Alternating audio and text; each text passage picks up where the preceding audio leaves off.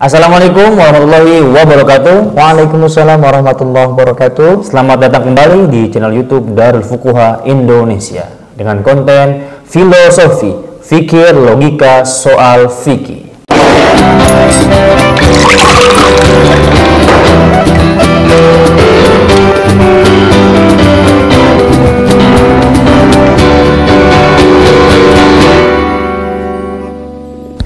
Kali ini berbeda dengan konten-konten sebelumnya yang membahas mengenai fikih secara umum, namun pada kali ini kita akan bahas mengenai tauhid, ketauhidan dan akidah bersama Kang Ajis Maulana. Selamat datang Kang Ajis Maulana. Kumaha damang Kang Ajis? Alhamdulillah, pangestu. Alhamdulillah, selalu ceria, bahagia. Mungkin ini pengaruh dari wudhu ya, atau sholat tahajud berjamaah yang sering dilakukan di DFI ya. Amin, mudah-mudahan istiqomah. Amin, insyaallah. Jadi pemirsa yang di rumah perlu kita ketahui bahwa Ustadz Ajis Maulana ini merupakan salah satu pengajar di Pondok Pesantren Darul Fuqaha Indonesia sekaligus pendamping asrama di Pondok Pesantren ini. Oke, Kang Ajis. Jadi sebelum-sebelumnya kita berbicara dengan para narasumber mengenai fikih. Namun kali ini karena kita melihat bahwa Kang Ajis ini memiliki ketertarikan khusus atau mungkin bisa dikatakan spesialis nih di bidang ketauhidan atau tauhid. Oleh karenanya kita akan sedikit banyak bahas mengenai tauhid. Oke, Kang Ajis. Berbicara tauhid ini kan merupakan bahasan yang sensitif sebenarnya ya. Betul, iya, sangat sensitif. Tapi sekali. setelah tadi kita briefing, nampaknya perlu juga nih kita membahas tauhid ya. Karena bisa dikatakan juga bahwa sensitif yang terjadi itu mungkin ada kesalahpahaman orang ya dalam memahami tauhid itu sendiri. Oke, langsung saja Kang Ajis. Sebenarnya tauhid itu apa sih? Tauhid itu apa sih? Baik, terima kasih. Oke. Ya. Kita langsung jawab juga, dan semua sahabat channel YouTube DFI ya, kita sama-sama mengetahui. Oke. Ya, kita biar sama-sama mengetahui apa itu tauhid gitu kan. Dan di sini perlu kali kita ketahui ya bahwasanya wahwa ala kulli mukallafin. Oke. Ya, bahwasanya perlu diketahui oleh seluruh mukallaf. Ya, mukallaf itu artinya orang yang sudah baligh, namun sudah berakal juga, baligh dan berakal, memiliki akal. Jadi penting untuk diketahui oleh orang dewasa lah. Ya, orang yang dewasa gitu, dan ini wajib diketahui. Bahwasanya tauhid itu seringkali biasa orang berkata itu secara lughat ya. Iya, lughat. Secara lughat itu tauhid itu wahid katanya. Wahid itu kan berarti artinya satu tunggal esa. Nah, itu tauhid menurut lughat. Nah, namun di sini saya bawa kitab apa tuh Kang Ajis? Tijan Ad-Durari, kitab kuning ini ya. Kitab kuning.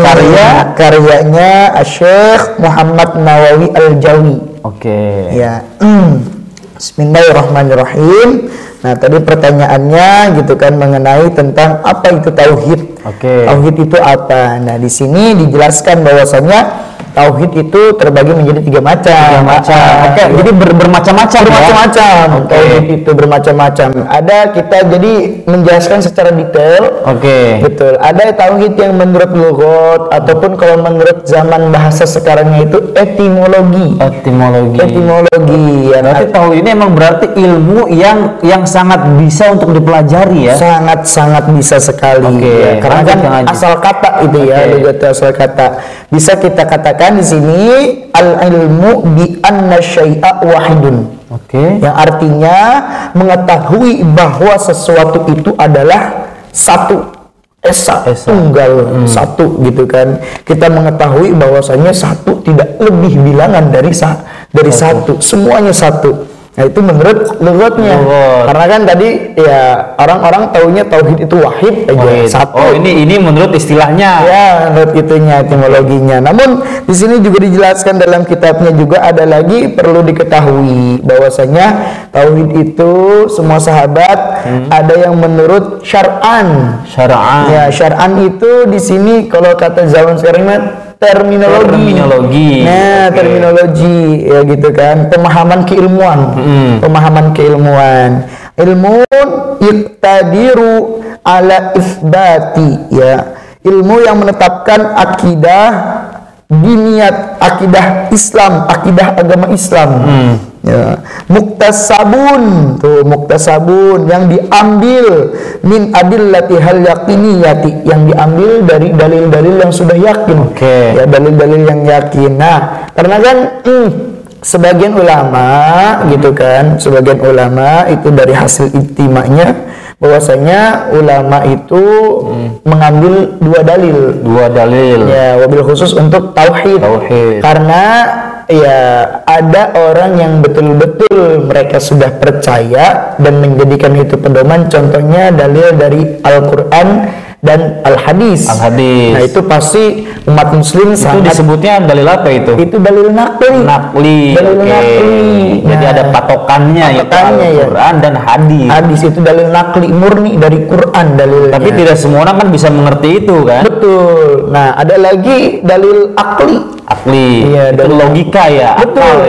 Akal secara logika untuk menyentuh hati yang non-muslim. Jadi diadakan dalil secara akal gitu. Nah, itu menurut syar'an. Menurut syar'annya. Karena kalau misalnya kita hanya sebatas memahami, kemudian hanya sebatas mengetahui, tanpa kita mengiktiqadkan, tanpa kita meyakinkan, sampai mana kita di titik yang nantinya kita harus al-tiqadul mahbub. Ya, kita menjadi orang yang dicintai oleh Allah gitu kan. Nah, itu harus betul-betul makomnya yang tingkatannya ma'rifatullah wa li rasulillah. Orang yang ma'rifat kepada Allah, ma'rifat kepada Rasul gitu kan. Itu yang nantinya akan terbawa dengan sendirinya gitu. Ustadz, boleh nggak sih ini pertanyaan selanjutnya nih Ustadz? Boleh nggak sih kita mempertanyakan Allah dalam tanda kutip dengan pertanyaan-pertanyaan, apakah Allah itu benar-benar ada, apakah Allah itu di mana, bagaimana Allah, kapan itu adanya Allah gitu kan? Boleh nggak sih kita dalam mempelajari ilmu tauhid kita memulai dengan pertanyaan itu dan bagaimana kita menanggapinya? Baik. Jadi yang pertama itu banyak sekali pertanyaan. Banyak pasti itu. Ada atau tidak Allah itu gitu kan. Kemudian kapan adanya Allah gitu kan. Bagaimana bentuk Allah gitu kan, rupanya seperti apa. Nah, perlu diketahui oleh sahabat semuanya bahwasanya tauhid itu bisa kita artikan lagi akidah. Dan tauhid itu terkumpul dalam kalimat syahadat. Asyhadu an la ilaha illallah. Cukup sampai situ dan itu semuanya terkumpul. Sifat-sifat yang wajib adanya di Allah. Tapi kalau kita bahas satu persatu itu sangat banyak sekali. Tidak hanya 20 melainkan lebih. Ya, kita ketahui biasanya kan hanya 20 wujud kita bawa sifat-sifat Allah sifat yang wajib di Allah ada 20, tapi itu justru lebih dari 20. Itu hanya untuk mempermudah saja mungkin ya, meringkas lah. Sebenarnya lebih daripada itu sangat banyak sekali sifat Allah. Sangat banyak sekali itu sifat yang wajib di Allah dan dikumpulkan dalam kalimat asyhadu alla ilaha illallah. Kemudian pun begitu ada itu akidah uluhiyat maksudnya ya. Yang asyhadu alla ilaha illallah itu masuk kepada akidah uluhiyat, akidah kepangeranan. Ya, akidah kepangeranan, akidah ketuhanan. Ada lagi akidah nabawiyat. Akidah nabawiyat itu di dalam syahadat secara lafaz wa asyhadu anna Muhammadar Rasulullah. Gitu kan, dan aku bersaksi bahwasanya Nabi Muhammad utusan Allah. Nah, itu ada lagi akidah nabawiyat. Apabila kita mengingkari dari salah satu akidah tersebut, maka tidak sah syahadat kita. Apabila syahadahnya tidak sah, tidak diterima imannya, tauhidnya, maka keislamannya pun akan ditolak oleh Allah beserta Rasul. Itu ilmu yang mengajarkan agar kita bisa benar dalam menjalankan rukun Islam yang pertama, itu syahadat ya. Betul, Masya Allah, sangat luar biasa. Karena emang banyak juga ya orang yang salah dalam bersyahadat ya. Bersyahadat hanya sebatas mengucapkan, namun tidak dibarengkan dengan i'tiqad. Dan itu ada di pelajaran ilmu tauhid. Ilmu tauhid sangat luas sekali gitu kan. Dan pertanyaan satu saya jawab, ada atau tidak Allah? Nah, itu seperti apa itu, Ustaz? Nah, kita kupas dalam satu aja sifat Allah yang wajib saja ya, yaitu sifat wujud. Wujud. Wujud. Allah memiliki sifat yang wajib, yaitu sifat wujud. Wujud itu artinya ada. Lawan dari sifat wujud Adam wujud fana gitu kan. Nah, lawan dari sifat wujud itu Adam itu artinya tidak ada. Adam itu artinya tidak ada. Kemudian bagaimana agar gitu kan kita sebagai umat muslim meyakini bahwa Allah itu ada? Kita cari secara dalil akal nih ya. Akalnya, pembuktian betul. Dalil secara akalnya wujudu hadhil makhluqati. Adanya ini semua makhluknya Allah. Jadi bukti bahwa Allah itu ada itu dengan adanya kita, adanya makhluk, adanya alam semesta. Betul. Di situ bukti gitu kan bahwasanya Allah itu menciptakan kita, ada berarti Allah itu. Kemudian kita kuatkan lagi dari dalil nakli yang tadi, dalil secara Qur'annya gitu kan, bahwasanya kul, ucapkanlah wahai engkau ya Muhammad kepada Nabi Muhammad Allah. Rabbus samawat, ya. Kul man, siapa kata Allah? Kul man Rabbus samawat, yang menciptakan seluruh lapisan langit, wal ardi, dan permukaan bumi. Kulillah, ucapkanlah bahwasanya, katakanlah itu adalah aku kata Allah. Gitu. Jadi itu lebih yakin. Karena itu Allah mendeklarasikan dirinya sebagai Tuhan. Betul sebagai Tuhan. Karena kan kenapa? Karena waktu saat itu memang turunnya wahyu Allah secara berangsur. Ada asbabun nuzul. Asbabun nuzul. Ini menarik nih Ustaz ya. Jadi sebenarnya mudah sekali kita untuk mengenal Allah itu dengan kita banyak-banyak mengenal ciptaannya Allah. Tafakuri banyak-banyak ciptaannya. Cuma permasalahannya Ustaz ya, banyak orang yang terjebak itu terlalu fokus untuk memikirkan zatnya Allah. Tapi sebenarnya boleh nggak sih kita memikirkan zat Allah gitu? Memikirkan zatnya Allah. Terlalu memikirkan tidak boleh. Karena bukan bagiannya. Ya, tetapi ketika kita merasakan adanya zat Allah itu penting. Jadi merasakan kehadiran Allah mungkin zatnya Allah itu ada. Karena hiyal halu wal jibatu lidzati nadamatid datu ghairu mu'allalin bi'ilatin. Ya, jadi bahwasanya satu zatnya Allah itu akan tetap menetap pada satu titik yang Allah inginkan. Gitu loh. Dan Allah akan bisa memberikan zatnya itu kepada yang dia inginkan. Tentu itu orang terpilih. Yang betul. Contoh aja gitu kan. Semisalnya Allah mampu tidak gitu kan mengangkat gunung Slamet yang besar, kemudian gunung itu masukkan ke dalam botol. Kun fayakun lah. Tentu bisa karena ijad dan i'dam. Allah itu berhak untuk mengadakan dan meniadakan. Betul seperti itu. Menarik nih Ustaz. Ustaz, berbicara tauhid nih Ustaz ya. Kita coba pemirsa yang di rumah, sekarang kan sedang muncul nih fenomenologi atau tren baru mengenai konsep tauhid.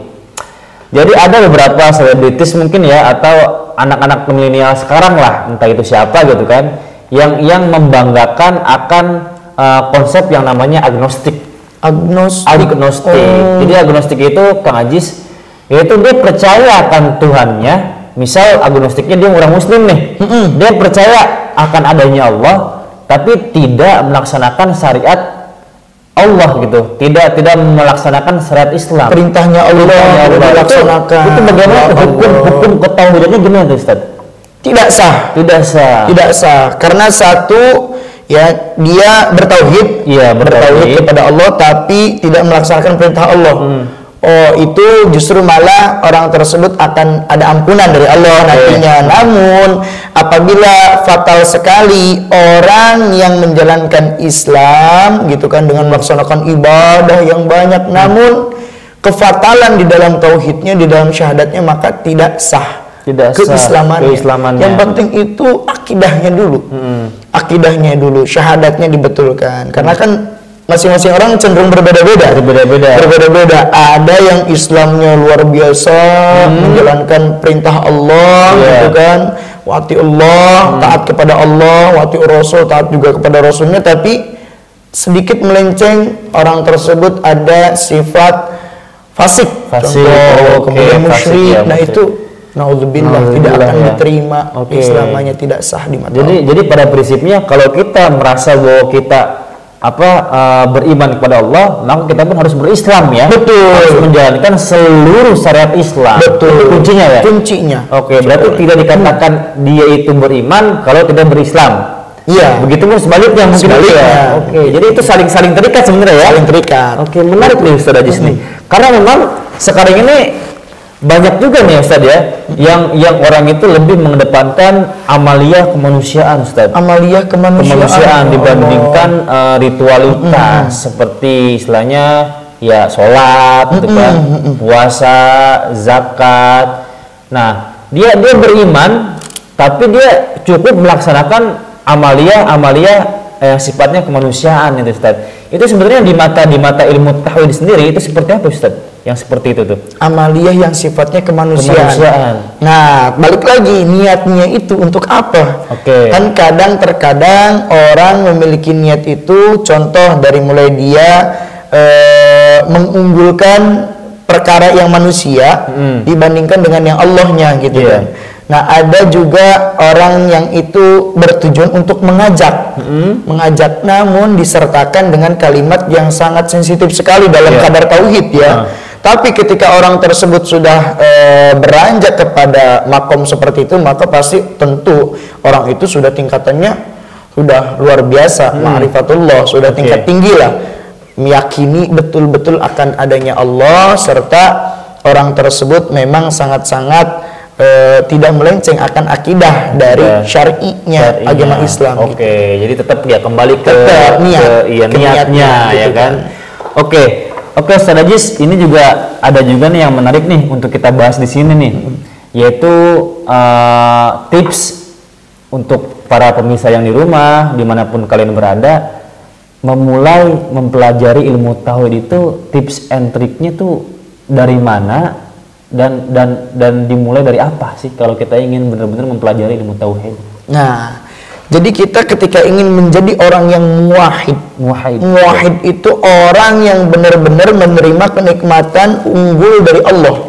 Muwahhid itu caranya kita harus jangan hanya mengetahui, tetapi harus juga memaknai, paham akan makna dari sifat yang wajib di Allah. Jadi dia memulai dengan memahami terlebih dahulu sifat wajibnya aja di Allah kita pahami dulu. Contoh kayak tadi kan wujud, kemudian kidam, bako itu apa gitu kan? Kekal, itu kan sangat filosofis sekali ya. Gitu kekekalan hanya milik Allah. Karena kan sering kali gitu kan baik yang bertanya, kapan berakhirnya Allah gitu kan? Benar. Itu sangat-sangat kalimat yang membahayakan kepada akidah kita. Karena mungkin mereka juga lebih mengedepankan logikanya. Sesuatu yang dimulai pasti akan ada akhirnya. Betul sekali. Nah itu. Karena kan bako itu artinya kekal. Lawannya bako fana. Fana itu artinya rusak. Maka wa mustahil, muhalun itu mustahil. Mustahil Allah itu memiliki sifat fana, rusak itu mustahil sekali. Karena kan dalam dalil naklinya, dalil Qur'annya itu wa yabqa wajhu rabbika dzul jalali wal ikram. Gitu kan. Itu betul-betul Allah itu akan kekal abadan abidin selamanya. Berarti tipsnya untuk para pemirsa yang di rumah dimanapun kalian berada, untuk mempelajari ilmu tauhid kita bisa memulai dengan memahami terlebih dahulu sifat-sifat Allah itu ya. Yang wujud, artinya wujud ada. Kidam itu artinya Allah tidak ada asal-muasalnya, tidak ada awalnya. Bako, kekal, dan lain sebagainya. Itu masih banyak lah ya. Pokoknya yang 20 sifat wajib itulah ya. Itu menarik Ustaz ya. Karena emang kadang generasi sekarang ya, karena dia ada apa adanya gadget kan. Kadang mungkin yang namanya manusia mungkin ya kerap kali kita sering terbersit untuk menanyakan hakikat Allah gitu kan. Nah sekarang dengan adanya Google, saya sering tuh kalau lihat di algoritma tuh ya, algoritma pencarian, banyak orang yang menanyakan Allah itu di mana, ya kan? Kapan adanya Allah? Apakah benar Allah itu ada? Bentuknya seperti apa? Itu kan sesuatu yang apa? Menjebak ya. Itu kan sebenarnya pertanyaan itu muncul karena mungkin ya Ustaz ya, banyak orang atau warganet yang lebih mengutamakan mempelajari hakikat Allah dibandingkan ciptaan Allah itu sendiri, sifat-sifat Allah sendiri gitu kan. Nah, terus gimana tuh nasihatnya Ustaz nih buat para pemirsa nih yang ingin mempelajari ilmu tauhid seperti apa Ustaz? Nah, tapi terlebih saya tadi ada sedikit itu kan ada yang bentuk rupanya Allah seperti apa, itu sangat bahaya sekali karena ya? Dalam Al-Quran pun jelas laisa kamitslihi syai'un, Allah itu tidak bisa disamakan dengan apapun, untuk apapun. Allah itu memang luar biasa gitu, tidak bisa. Itu hati-hati ketika akidah sudah tergoyahkan, maka berarti harus sering apa ya istilahnya istighfar ya, gitu, berkholwat lah, bercinta dengan Allah gitu kan ya. Itulah dengan cara-cara seperti itu nantinya kita akan mendapatkan zat yang nikmat yang hadir pada diri kita sendiri gitu kan, seperti itu. Dan tipsnya itu salah satunya sahabat semuanya channel YouTube DFI, salah satunya kita menjaga kokohnya akidah. Yang pertama, jangan pernah kita merasa bodoh dengan akidah Ahlus Sunnah wal Jamaah. Jangan pernah merasa bodoh bahwa diri itu bodoh dengan akidah tauhid. Ini menarik nih, ada muncul kalimat Ahlus Sunnah wal Jamaah. Nah, ini kan baru muncul nih di awal tuh. Ahlus Sunnah, akidah Ahlus Sunnah wal Jamaah ini seperti apa? Ini sebelum ke nasihat nih, kayaknya menarik juga nih untuk dibahas nih. Akidah Ahlus Sunnah wal Jamaah itu memang kan kita langsung saja ya pada inti poinnya aja. Poinnya Ahlus Sunnah wal Jamaah itu kan biasa kita kaum Nahdiyin gitu kan ya, yang bermadhabkan Imam Syafi'i. Nah, Ahlus Sunnah wal Jamaah itu akidahnya sudah ditata sedemikian mungkin dari banyaknya qaul-qaul para ulama yang ada yang mengatakan bahwasanya jumlah sifat wajib Allah itu ada yang 15, ada yang 13 gitu kan. Kemudian oleh akidah Ahlussunnah wal Jamaah dirangkul semua qaul ulama itu menjadi yang kuat. Betul, seperti itu. Pada prinsipnya mungkin gini ya, karena umat Islam pun sebenarnya kan terbagi menjadi berbagai golongan. Dan yang selamat itu adalah Ahlus Sunnah wal Jamaah insyaallah. Kembali Ustaz, gimana nasihat-nasihatnya untuk para pemirsa yang di rumah mengenai ilmu tauhid? Ya, baik para pemirsa yang ada di rumah semuanya, tetap yang pertama harus menjaga terus akidah ya, dengan sebaik-baiknya dijaga, karena walau bagaimanapun amaliyah ibadah kita ketika di dunia diperbanyak, namun akidah kita tidak kokoh, maka jangan harapkan keislaman kita akan sah di hadapan Allah. Maka dari itu utamakanlah terlebih dahulu makna syahadat baru keislamannya. Terima kasih Ustaz Ajis. Alhamdulillah pemirsa yang di rumah, semoga pembahasan kita pada malam hari ini bermanfaat insyaallah kan ya. Karena kita sedang berusaha keras, yang namanya manusia harus terus berusaha mengenal siapa Tuhannya, siapa Allah gitu kan. Dan penting karena itu adalah kunci dari bagaimana kita menjalankan kehidupan berislam dan beriman. Wa ala kulli syai'in qadir. Pemirsa yang di rumah, alhamdulillah sudah selesai kegiatan pada malam hari ini. Jangan lupa like and subscribe di channel YouTube Darul Fuqaha Indonesia. Terima kasih. Wassalamualaikum warahmatullahi wabarakatuh.